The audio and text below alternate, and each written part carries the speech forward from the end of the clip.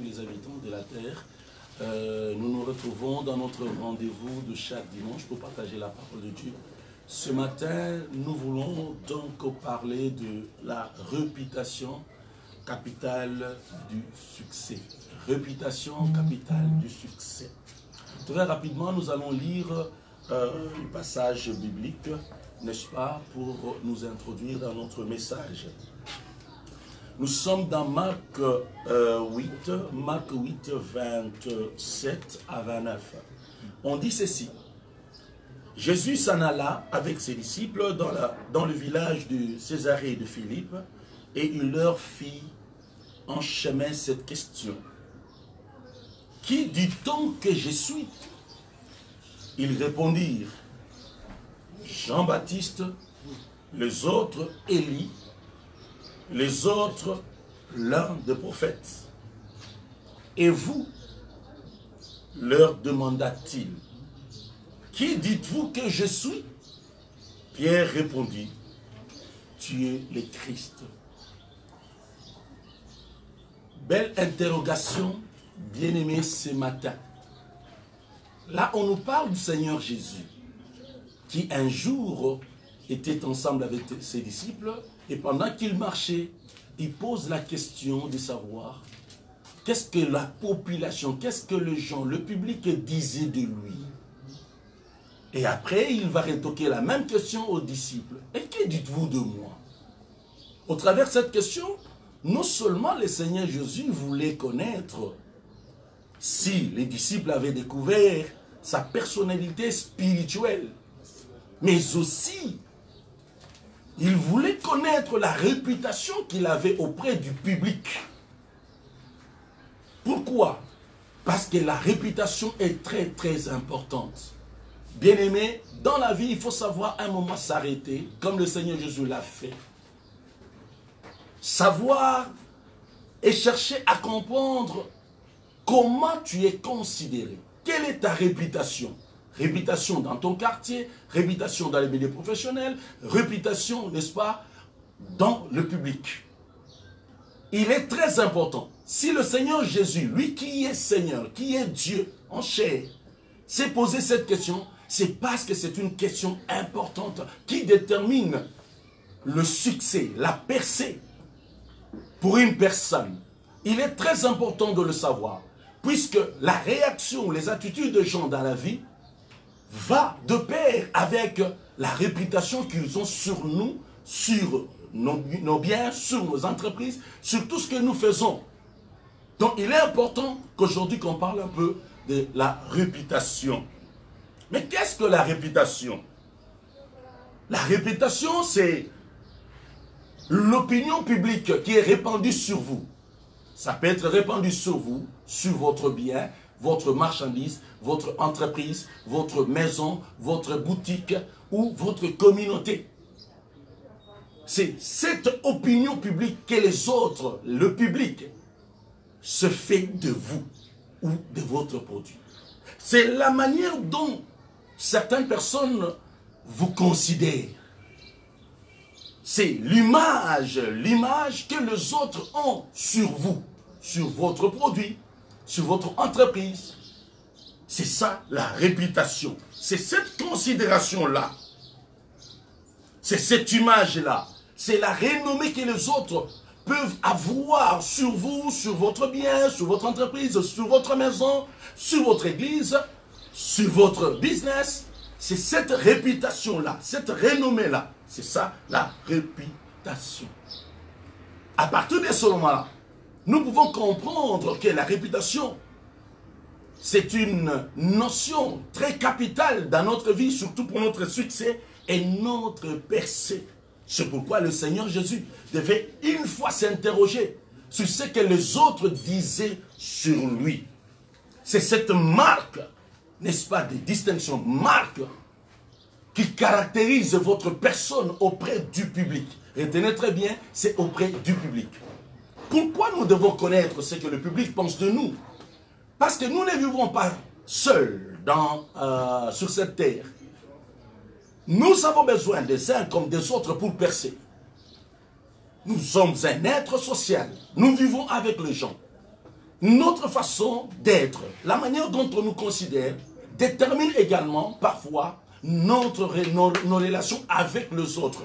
Notre façon d'être reçu, d'être accepté ou d'être rejeté par les autres. C'est pourquoi à un moment, en tant que chrétiens, nous devons nous aussi nous interroger comme notre Seigneur s'est interrogé. Donc, la réputation, c'est quelque chose de capital qui joue un rôle très déterminant pour notre percée dans notre vie. Nous avons besoin de percer, nous avons besoin de monter, nous avons besoin d'aller de l'avant. La réputation, c'est la chose qui nous accompagne et qui fraye parfois notre chemin. C'est celle qui nous accompagne et qui nous amène parfois dans notre destinée. C'est un élément important pour notre marche vers la destinée. Ainsi donc, la réputation, joue un rôle capital, un rôle important. Ici, nous voulons voir un peu le rôle et la force, l'importance de la réputation. La réputation affecte. C'est pourquoi il est très important de pouvoir veiller sur sa réputation. La réputation affecte l'image de quelqu'un ou d'un produit, d'une société. La réputation, n'est-ce pas, prédispose les gens. Comment ils agiront avec toi ou devant toi. C'est la réputation qui les prédispose. Il est très important de pouvoir gérer sa réputation, de veiller sur sa réputation.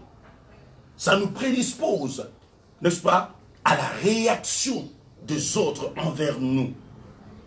C'est à partir de la réputation, donc, que tu peux être accepté ou que tu peux être rejeté.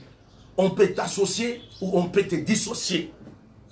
On peut te prendre ou on peut te laisser à partir de la réputation. À partir de la réputation. Donc, il y a des choses qui se déterminent pour le choix, des choses qui se déterminent pour la percée, pour pouvoir peut-être t'accorder quelque chose. La réputation détermine ces choses-là, détermine l'avenir, détermine les comportements des autres, l'acceptation des autres. Il est donc important de veiller sur sa réputation. C'est pourquoi le Seigneur Jésus se pose la question. Que dit-on? Que dit-on alors de moi? Que dites-vous de moi? C'était important. Sinon, il n'allait pas se poser cette question. Il n'allait même pas poser cette question à ses disciples. Puisque c'était capital. La réputation, l'image de la personne. Et prédispose les autres, n'est-ce pas, à pouvoir se tenir devant vous. La réputation incite les autres à la confiance. C'est à partir de la réputation qu'on peut faire confiance ou pas. C'est très très important. Donc la réputation est très très très déterminante pour le succès, pour la percée et pour entrer dans sa destinée. Pourquoi? Parce que de la réputation dépend alors, de la réputation dépend ton succès. De la réputation, les gens sauront s'ils peuvent te faire confiance, s'ils peuvent t'accorder, par exemple, de marché, s'ils peuvent t'accorder, n'est-ce pas, du travail, s'ils peuvent te prendre en mariage pour ce qu'on soit le mariage, s'ils peuvent investir en toi assez, à partir de là, cette réputation-là. Ainsi, à partir de ce moment-là, nous pouvons comprendre que la réputation, c'est un grand outil que les hommes peuvent utiliser, comme aussi le diable. La réputation, c'est aussi l'un des éléments que Dieu utilise pour élever ses enfants. C'est pourquoi il dit, il nous accorde la renommée. Puisque cette renommée-là, c'est cette réputation que Dieu accorde afin que la personne soit élevée. Autrement, la réputation, c'est un outil qu'on peut utiliser pour t'abaisser ou pour t'élever. Et j'aimerais te dire en passant, dans le combat spirituel, il y a des attaques directes, mais aussi il y a des attaques indirectes.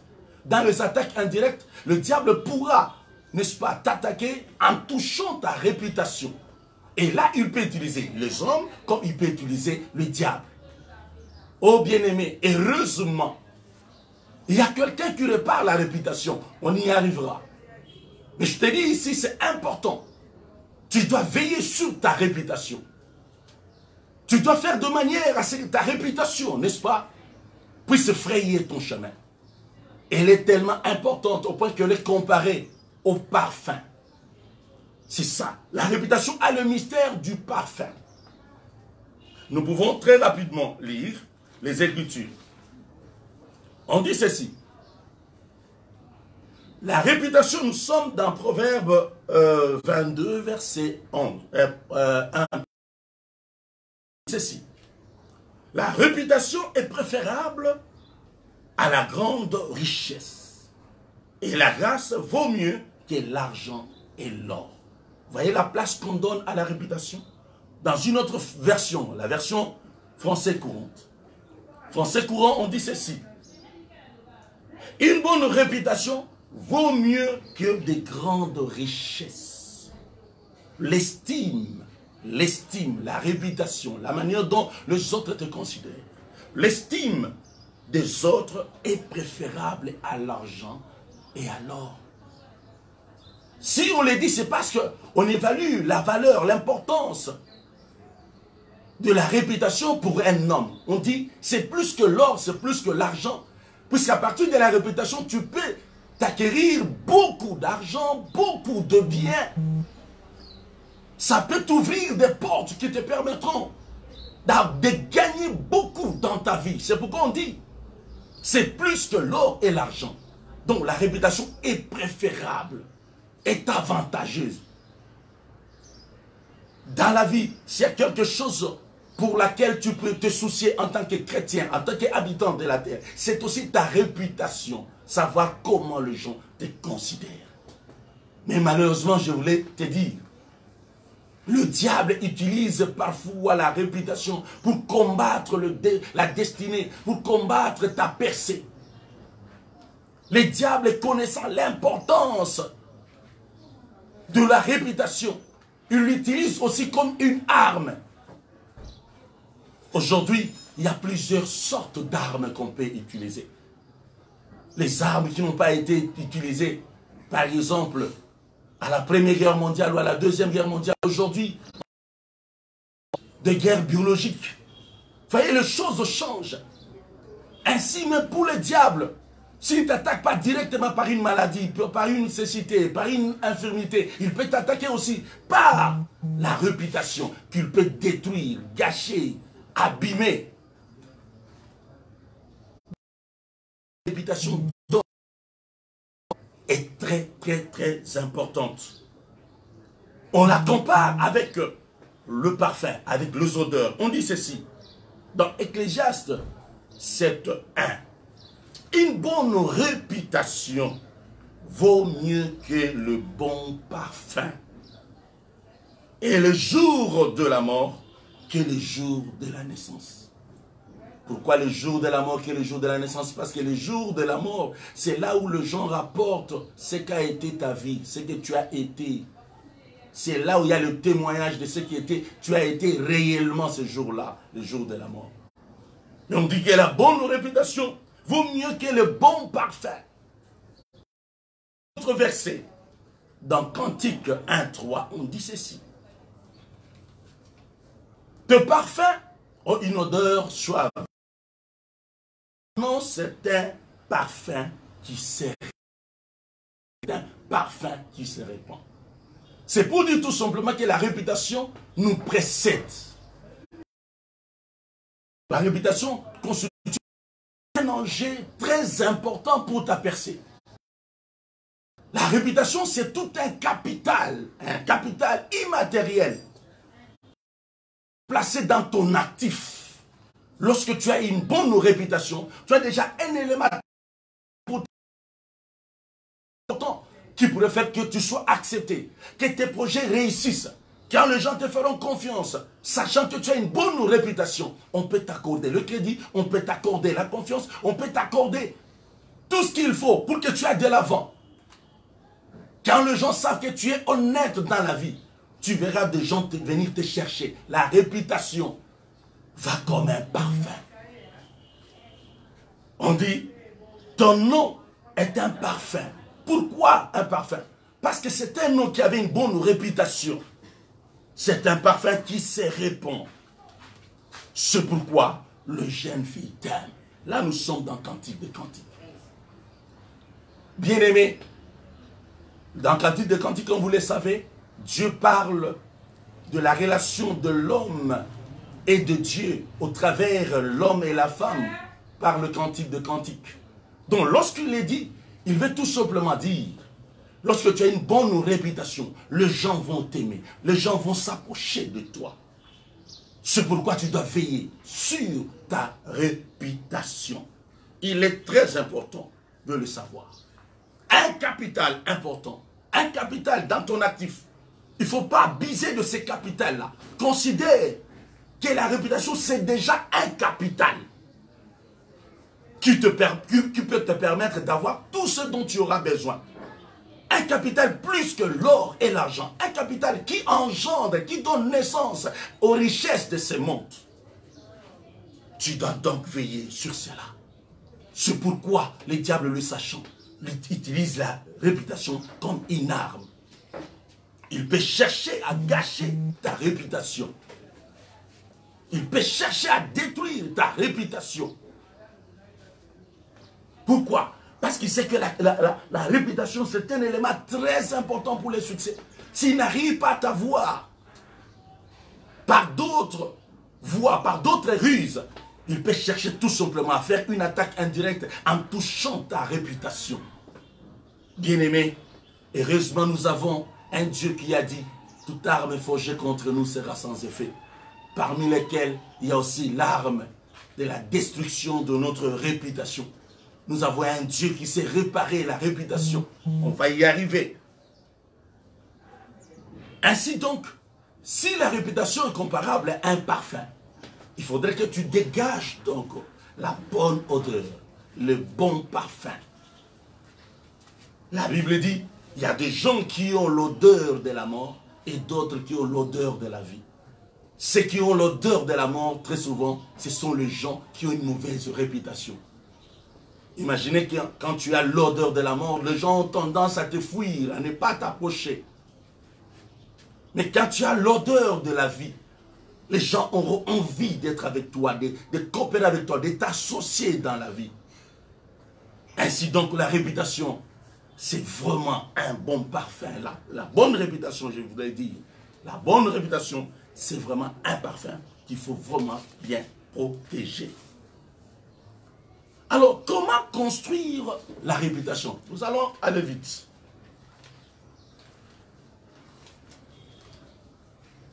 Ici, je voudrais dire, pour ceux dont la réputation est déjà détruite, est déjà entamée, puisqu'il y a quelqu'un qui a rapporté certaines choses, qui ont fait, il y a quelqu'un qui a fait la calomnie, qui a dit des choses qui ne sont pas vraies, peut-être sur toi. Parce que là aussi, il faut savoir. Il y a trois types de réputation. La réputation, n'est-ce pas? La réputation voulue, c'est-à-dire c'est dont tu veux vraiment être. Et ensuite la réputation qui est perçue, c'est que les autres voient de toi. Et la réputation réelle, c'est que tu es réellement. Très souvent, le diable, quand il veut utiliser la réputation pour nous combattre, il veut tout simplement détourner la vraie réputation que toi tu as par d'autres, n'est-ce pas, par d'autres réputations, par une réputation mauvaise. Qu'est-ce que je voulais dire par là? Il va détourner pour te coller une autre identité, une autre réputation, pour que les gens ne s'approchent pas de toi ou ne te fassent pas confiance. Déjà, à partir de ce moment-là, tu dois savoir, il combat ta percée, il combat, le diable combat ta percée, ou la personne qui fait la calomnie, il combat ta percée, il combat également ta montée, ton élévation, il combat, n'est-ce pas, ta marche vers ta destinée. Et comment construire la réputation pour ceux qui sont déjà tombés? La réputation pour ceux qui ont déjà gâché, qui sentent qu'ils ont déjà perdu cette réputation. Ils ont perdu la confiance, cette considération-là. Là, je vais parler de la bonne réputation. Parce qu'il y a aussi une mauvaise réputation. Il n'y a pas seulement la bonne réputation, aussi une mauvaise réputation. Notre façon de marcher peut aussi justifier, n'est-ce pas, notre réputation. Retournons. Comment réparer la réputation? Il y a deux possibilités pour le faire. La première possibilité, c'est par la pratique des bonnes œuvres. La pratique des bonnes œuvres, c'est par la bonne conduite. Donc, il est possible de récupérer sa réputation. Cette femme que le diable a combattu. A combattu pourquoi ou comment? Parce que les diables ou les hommes ont répandu alors la réputation telle que c'est une femme prostituée. La réputation est allée, t'a précédé, comme cette odeur, n'est-ce pas, de la mort. Non, tu es un voleur. Tu n'es pas honnête. On ne sait pas te donner du travail. On ne peut pas t'associer dans une affaire parce qu'on sait que tu es malhonnête. La réputation t'a précédé. Et aujourd'hui, cette mauvaise réputation te fait obstacle dans beaucoup de choses. Il y a lieu de réparer. C'est possible de réparer. Et comment on le fait? Par une bonne décision de pouvoir maintenant pratiquer les bonnes œuvres. Par une... Et je voulais te dire, il est difficile de pouvoir pratiquer les bonnes œuvres si on n'a pas encore reçu Jésus-Christ. C'est lui qui nous donne la possibilité de pratiquer les bonnes œuvres. Celui qui n'a pas encore reçu Jésus, c'est un enfant du diable. Il a donc la sémence du diable. Il a donc la racine du péché. Comme dirait Jean-Baptiste. Lorsqu'il présentait Jésus, il dit, voici l'agneau de Dieu qui ôte le péché du monde. Au singulier d'ailleurs. C'est cette racine du péché. Si tu ne reçois pas Jésus, le péché ne peut pas partir. Parce que tu as la racine principale du péché. C'est pourquoi tu dois commencer par recevoir Jésus. C'est celui-là qui va t'aider maintenant à pratiquer les bonnes œuvres. Nous ne pratiquons pas les bonnes œuvres par notre force, par nos capacités, par nous-mêmes. Nous le pratiquons parce que nous avons reçu Jésus qui nous aide à le pratiquer. C'est pourquoi je te dirais, pour celui qui n'a pas encore reçu Jésus et qui est soucié de sa réputation, commence par recevoir Jésus, l'homme qui va t'aider à réparer ta réputation. Non seulement il va t'aider à réparer ta réputation, mais lui-même va aussi la réparer. C'est pourquoi je dis, il y a deux voies. Il y a deux voies. La première voie, c'est celle de pouvoir pratiquer les nouvelles œuvres. Et cela est écrit dans 1 Pierre 2, verset 12. Ayez au milieu de païens une bonne conduite, afin que là même où on vous calomnie, comme si vous étiez malfaiteur. Vous voyez, on vous calomnie comme si vous étiez malfaiteur. Dans le cas où on raconte des choses sur toi. Là où il vous calomnie comme si vous étiez malfaiteur, il remarque de bonnes œuvres, vos bonnes œuvres, et qu'il glorifie Dieu au jour de leur visitation. Vous voyez, là on dit, nous devons avoir une bonne conduite. Au milieu des païens, ils doivent remarquer que vous avez changé de la conduite. Vous avez changé votre conduite. Les gens peuvent avoir alors confiance encore en vous, sachant que vous avez changé votre marche, votre comportement. Vous avez maintenant de nouvelles œuvres, une nouvelle conduite. Les gens vont apprendre à vous faire encore confiance. Non, parce qu'on a trouvé qu'il a vraiment changé. Il a changé. Et peu à peu, la réputation peut être corrigée. Mais la deuxième chose aussi, et la chose qui est plus importante, c'est dans 2 Corinthiens 10, 17 à 18. On dit ceci. Que celui qui se glorifie dans le Seigneur. Il faut savoir se glorifier dans le Seigneur. 18. Car ce n'est pas celui qui se recommande lui-même qui est approuvé. Voyez, nous devons être approuvés par les autres. Nous devons être acceptés par les autres. Nous devons aspirer confiance. Nous devons projeter une bonne réputation. Mais ici, on dit, ce n'est pas celui qui se recommande. Ce n'est pas, donc ça ne dépend pas de nos efforts quelque part. Tu peux bien pratiquer les œuvres, mais les gens refusent de croire.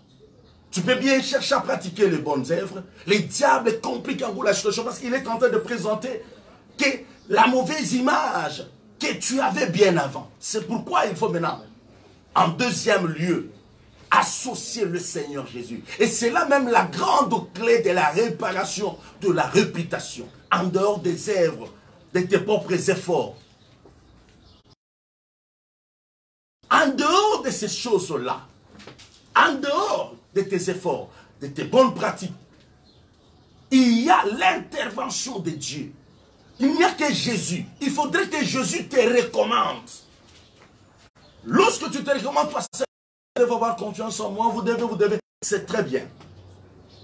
Mais il faudrait que les gens, plutôt le Seigneur Jésus, touche le cœur, n'est-ce pas, du public, touche le cœur des autres, te fasse encore confiance. C'est pourquoi le Seigneur Jésus prend la charge de réparer la réputation, de même qu'il a réparé la réputation de Saoul, de Paul, un tueur, mais qui est devenu un apôtre. De même qu'il a changé la réputation de Paul, il peut changer également ta réputation. Il peut changer ma réputation. Il peut changer notre réputation. On dit le secret, c'est lui qui doit nous recommander. C'est lui qui doit nous présenter. Lorsqu'on est présenté par Dieu, lorsque on est recommandé par Dieu, on sera approuvé des autres. Et la Bible dit, car ce n'est pas celui qui se recommande lui-même qui est approuvé. C'est celui que le Seigneur recommande. C'est celui que le Seigneur recommande. Il y a quelqu'un qui répare la réputation. Il y a quelqu'un qui change nos vies. Il y a quelqu'un qui nous donne un nouveau statut. Il y a quelqu'un qui peut réparer ta réputation. Ne désespère pas pour celui dont la réputation était déjà détruite, gâchée. Tu as des soucis, tu pleures là où tu es. Tu es dans ta chambre en train de pleurer. Pourquoi cet homme a dit ça? Pourquoi cette femme a dit ça? Pourquoi on rapporte des choses sur mon nom? Pourquoi on m'a calomnié? C'est vrai. À ce que ta réputation soit encore restaurée. Parce qu'il y a un Dieu qui peut te recommander, dont le cœur de chaque personne, de chaque homme, de tout homme est entre ses mains. Celui-là peut tourner le cœur de l'homme. Comme il dit, le cœur de l'homme c'est un courant d'eau dans ses mains. Il le tourne partout où il veut. Il est capable de toucher ce cœur-là. Il est capable de le pencher autrement. Il est capable alors de restaurer ta réputation. Tu dois y croire. Ne désespère pas, n'abandonne pas. Crois qu'on peut encore croire en toi demain ou après-demain. C'est vrai, la réputation a combattu beaucoup de gens. Il y a des gens qui ont perdu leur possibilité de mariage parce qu'il y a eu une mauvaise réputation sur la personne. Il y a des gens qui ont raté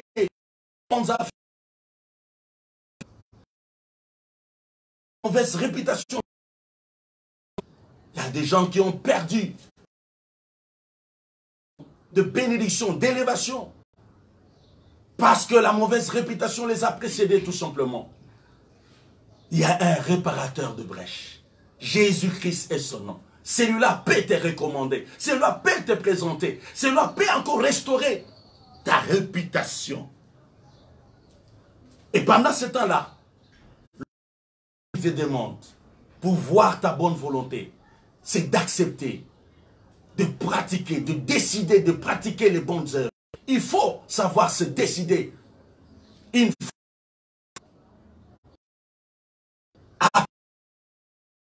je prends la décision de ne plus faire cela.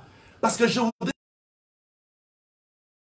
dans le domaine de la réputation, c'est le principe qui dit ceci. Ce que tu fais, c'est ce que tu sais. Ce que tu fais, c'est ce que tu sais. Les œuvres déterminent ce que nous serons. Les œuvres déterminent notre réputation. Alors, accroche-toi à ces principes-là. Ce que je fais, c'est ce que je serai. Pratique les bonnes œuvres aujourd'hui. Et demain, on dira, tu y es cela. Tu es juste. Alléluia. C'est possible que tu sois. C'est possible que tu sois. Et ici, je voudrais, en passant, m'adresser aussi aux calomniateurs. Ceux qui jettent les calomnies. Je vais te dire, tous ceux qui font la calomnie, tous ceux qui sont là, calomnier, c'est-à-dire dénaturer sciemment, volontairement, consciemment la réputation de quelqu'un, détruire par des fausses interprétations, par des mauvaises paroles. Lorsque tu attaques mensongèrement quelqu'un, en train de les calomnier, lorsque tu jettes les discrédits volontairement alors sur quelqu'un ou sur son article, sur sa marchandise, il y a des entreprises qui sont tombées parce qu'il y a eu de la calomnie. Cet article-là, n'est pas du tout de bonne qualité. Il y a des mamans qui vendaient leurs beignets.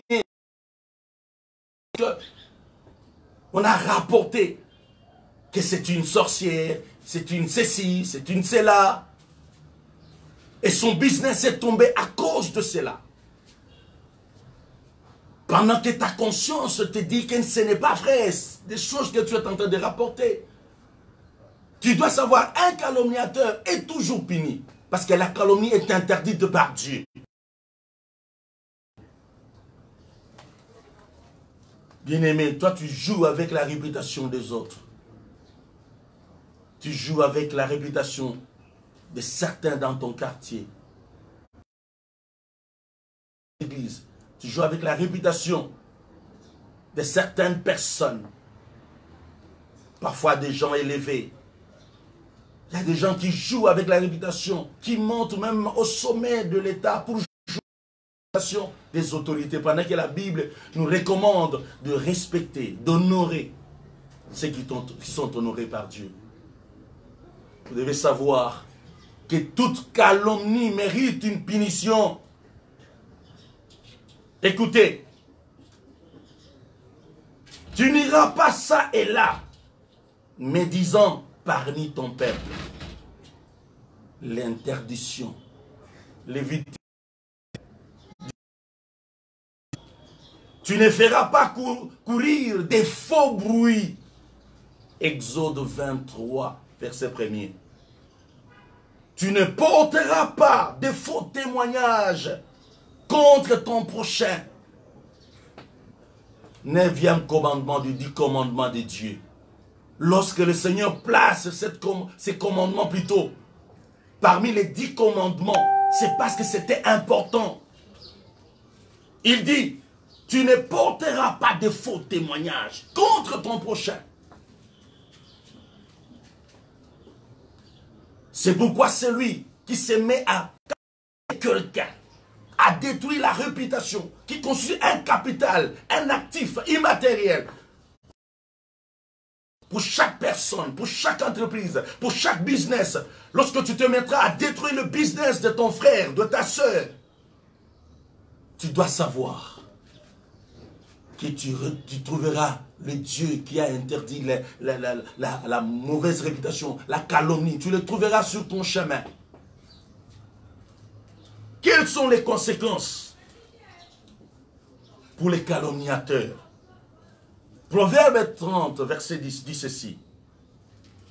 Ne calomnie pas un serviteur auprès de son maître, de peur qu'il ne te maudisse.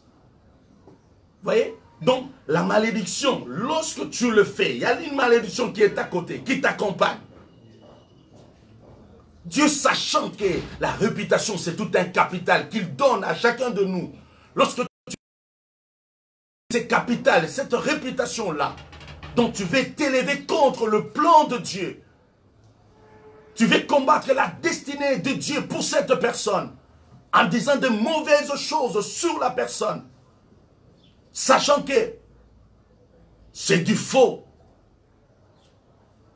Pendant que tu vas le faire, sache qu'il y a quelqu'un, un défenseur, c'est Dieu lui-même, qui dit, tu ne dois pas les calomnier, de peur qu'il ne te maudisse et que tu te rendes coupable.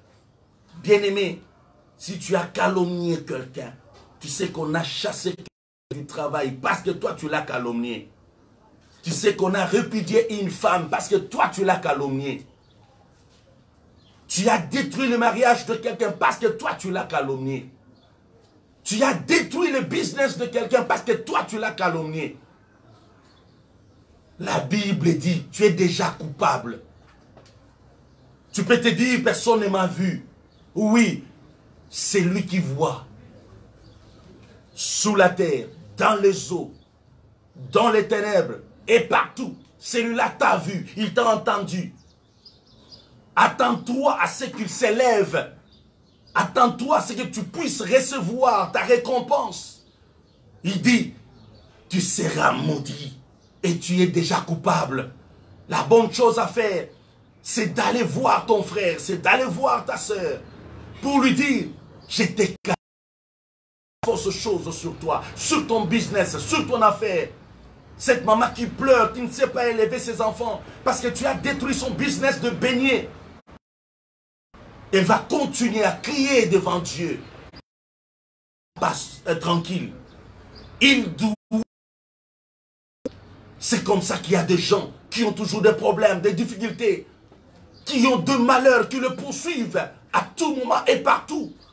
À cause de quoi? Des calomnies. Tu dois cesser avec la calomnie. Proverbe, Psaume 101, verset 5. C'est lui qui calomnie en secret son prochain. On a bien dit en secret son prochain. Dieu dit, je l'anéantirai. Or, si tu as calomnié quelqu'un, Dieu te dit déjà, t'anéantir. Je l'anéantirai. Celui qui a de l'égard hautain et un cœur enflé. Enflé pourquoi? Parce que tu regardes peut-être ton frère, ta soeur est en train de monter, de bien marcher vers sa destinée. Il est en train de percer dans ta vie. Et toi, tu es jaloux. Tu commences à rapporter des choses sur lui pour le calomnier, pour le détruire.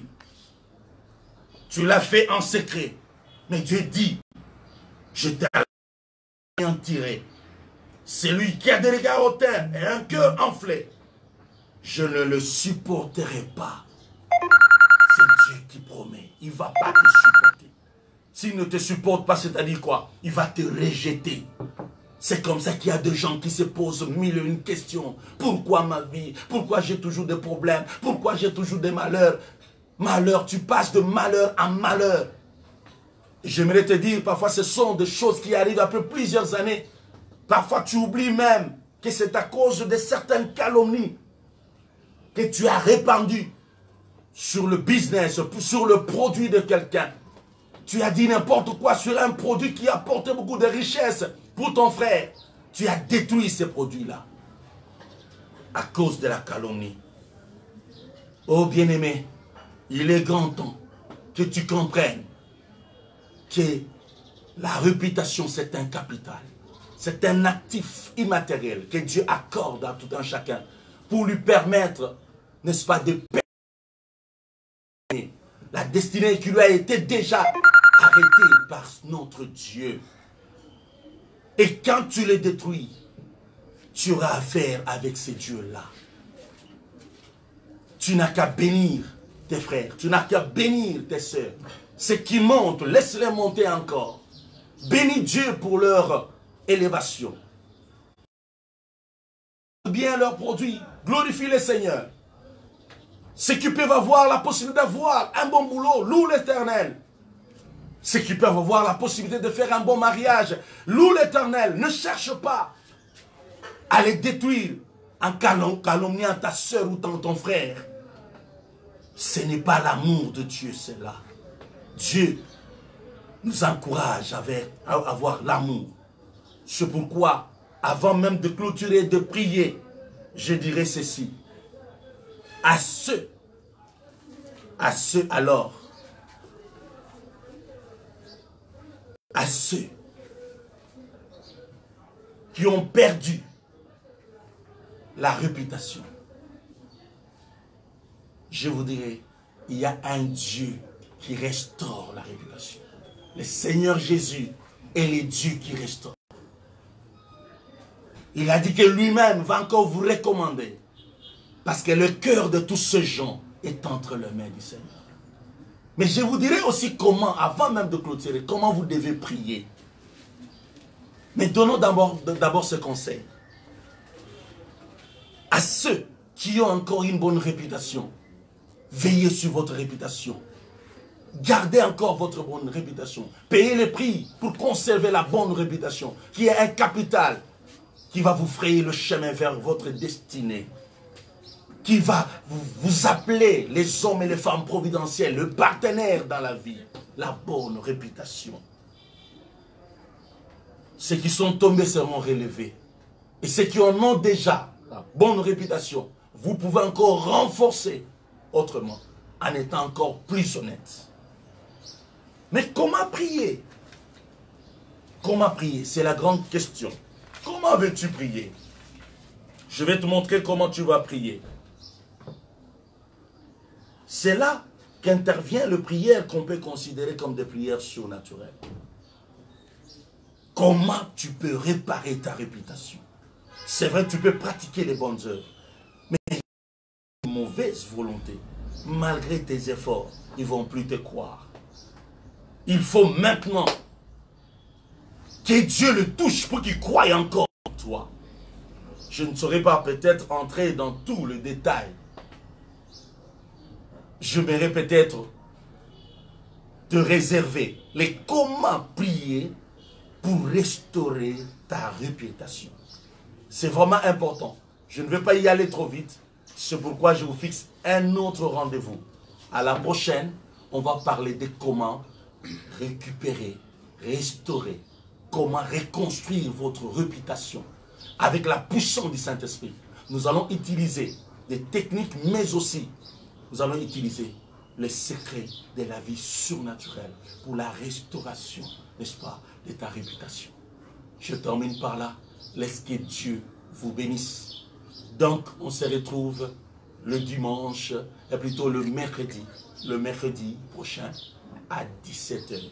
Mercredi prochain à 17 h, nous continuons avec comment réparer sa réputation. Comment reconstruire sa réputation. Laisse que Dieu vous bénisse et bon dimanche. Nous allons prier. Éternel notre Dieu, je bénis leur réputation. Ceux qui ont été des calomniateurs, Jésus, que tu les aides à se repentir, à demander pardon. Puisque ce matin, ils ont compris que ta punition est là. Car toi, tu es le Dieu qui pèse ses capitales immatérielles, mais importantes que tu as données à chacun de nous pour sa percée. Tu es le Dieu qui a tracé la destinée de chacun. Et c'est lui qui s'élève pour pouvoir aider ton peuple à se décider aussi à donner leur vie à toi. Toi, le réparateur de brèches, de la réputation. Aide tout un chacun de nous, ceux qui ne t'ont pas encore reçu, de pouvoir t'inviter dans leur vie. Au nom, bénis tout un chacun de nous ce matin une fois de plus. Au nom de Jésus, nous avons ainsi prié. Amen. Amen. Je voudrais dire mercredi. Entre-temps, je rappelle tout simplement, nous sommes sur Chapelle de la vie surnaturelle, très Église Merveille. Là, vous allez nous suivre directement sur Facebook en live. Nous avons également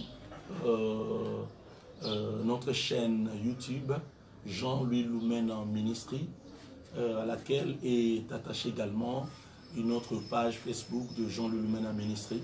Je crois qu'avec les jours qui viendront, on va essayer de le fusionner pour éviter beaucoup plus de confusion. Donc vous aurez une seule adresse, vous allez tous vous référer. Que Dieu vous bénisse abondamment. On se retrouve mercredi à partir de 17h. Mercredi 17h. Que Dieu vous bénisse abondamment et bon dimanche.